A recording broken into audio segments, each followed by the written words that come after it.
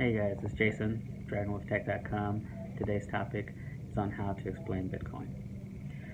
Since joining the space, I've lost count of how many times someone has asked me, what is Bitcoin and how does it have value? You can run yourself crazy trying to explain blockchain, lightning network, SegWit, and a multitude of other terms that make the person who asks eyes glaze over. What I've discovered is when you get too technical, you risk losing your audience. To be perfectly honest, the average person doesn't care about blockchain or SegWit. They care about use. They care about how long it takes for payments to be sent and received, and in the case of investors, how does the value of Bitcoin increase or decrease. So for the sake of this post, I'll be focusing on how to explain what is Bitcoin to people who have no idea what you're talking about. Simply put, Bitcoin is digital cash. Instead of being stored in a bank like physical cash or on a bank server like a credit card, Bitcoin is stored either on your computer or your phone. Now remember, we're talking to people who have no idea what we're talking about.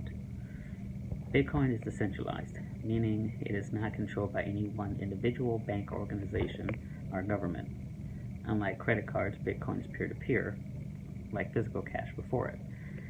If you see something you want and the other person accepts your currency, in this case Bitcoin, you can buy it.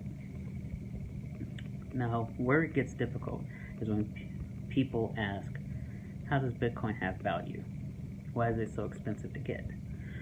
My general response is that the value comes from its limited amount and how much someone's willing to pay for it.